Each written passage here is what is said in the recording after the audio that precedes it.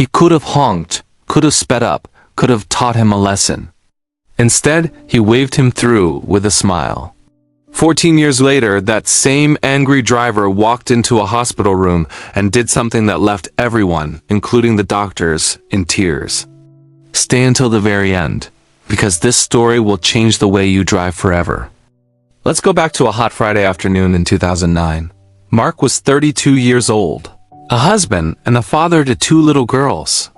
He worked long, stressful days as a delivery driver for a medical supply company, always rushing to meet a tight schedule. That day, traffic was an absolute nightmare. 2 lanes were merging into one, and everything was crawling. Horns were blaring everywhere. Mark was already late. His boss had already texted him twice. He gripped the steering wheel, sweat beading on his forehead. Suddenly, a black sedan came flying up the shoulder, lights flashing, trying to jump the entire line of cars. People slammed on their brakes. Horns screamed in protest. The car forced its way in, cutting off 3 cars at once, and came to a stop right in front of Mark's van. Mark saw the driver in his rearview mirror, face red, yelling, pounding his steering wheel in frustration. Mark's first instinct? Speed up. Block him. It's what everyone else was doing. But something stopped him. He remembered his dad's voice from when he was just a kid. Son, never fight anger with anger. One calm person can cool a whole fire. So Mark took a deep breath, and he waved the man in. He even managed to smile and gave a little go-ahead gesture. The angry driver didn't wave back. He just floored it and disappeared into the sea of traffic. Mark just shook his head, muttered jerk, and completely forgot about the incident 5 minutes later. Fast forward 14 years. Mark was now 46. Life had been good to him. He was still married to his wonderful wife Lisa, and he'd worked his way up to manager at the same company. His 2 little girls were now teenagers. But one Tuesday morning, Mark woke up with the worst headache of his entire life. Then, his left arm went numb. He tried to speak, but the words wouldn't come out. It was a heart attack. Lisa called 911 immediately. They rushed him to St. Mary's Hospital. The next 48 hours were touch and go. He had a blocked artery and needed emergency surgery. The doctors told Lisa he was incredibly lucky to be alive. He spent the next 10 days recovering in the cardiac ICU. On the 10th day, a man walked into his room. He was tall, with graying hair, wearing an expensive suit. He looked nervous. Lisa was there, holding Mark's hand. The man cleared his throat. "Are you Mark Reynolds?" Drove a white delivery van, back in 2009, on County Road 42? Mark frowned, completely confused. The man's eyes suddenly filled with tears. "My name is David Harrison," he said, his voice thick with emotion. 14 years ago, I was the biggest jerk on the planet. My wife was in labor. The hospital had called me. She was bleeding badly. I was trying to get to her, and I was losing my mind.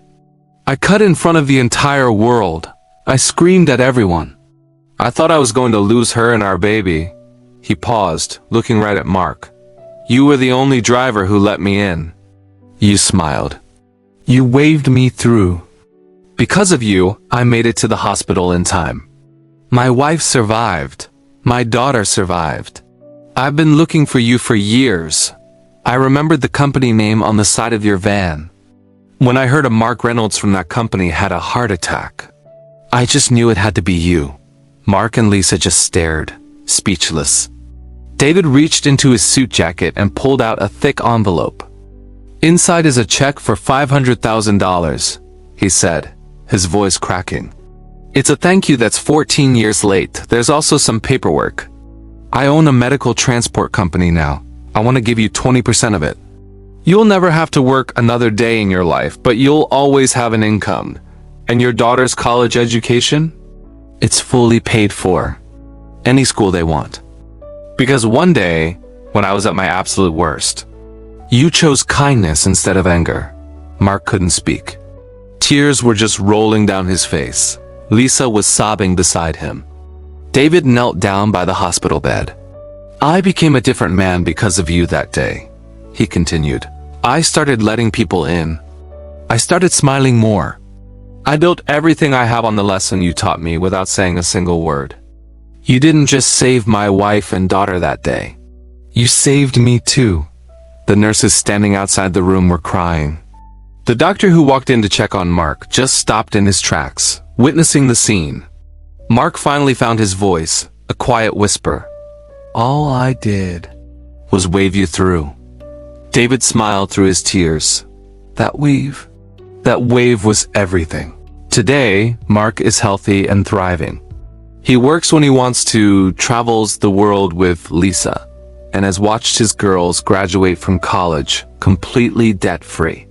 And every single morning, no matter how late he is, Mark makes a point to let at least one car cut in front of him in traffic. He always waves. He always smiles, because now he knows that angry driver you let in might be racing to save a life.